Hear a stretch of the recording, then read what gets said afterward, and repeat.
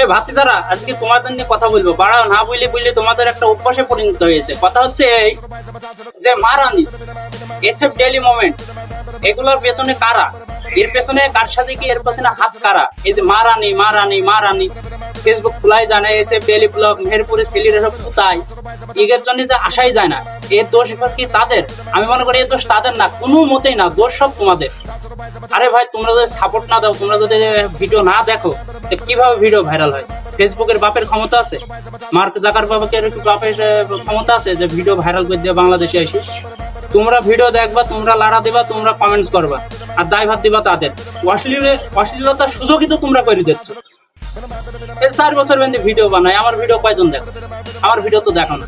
ভালো ভিডিও করে দেখিয়েছি, দেখো না। যখন আলাং ফালাং ভিডিও করলাম তখন টুকটাক দেখা শুরু করেছি।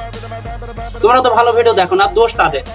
ভাই, এইসব ভিডিও যদি যায়, আপনার যদি রুচিতে বাঁধে, আপনি দেখবেন না। এসএফ ডেইলি মোমেন্ট না দেখলে কি হবে আপনার? মেহেরপুরের ছেলেরা সব কোথায়, মেহেরপুরের ছেলেরা সব জায়গা মতো। এই মারানের ভিডিও যদি না দেখো, ভিডিও কিভাবে আসবে তোমার সামনে? তোমরাই দেখবা, তোমরাই করবা, দোষ হবে মারানের, এসএফ ডেইলি মোমেন্ট আর ওই যে জ্যোতি আপুর মতো মেয়েদের।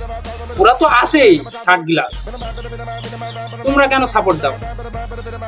ভুল টুটালি ক্ষমা করবো ভাতিজারা, তোমাদের সাথে আসি, আগেও আসি, পরেও আসি। ভালোবাসা অবিরাম, ভালোবাসা চলবে, ভালোবাসা থাকবে।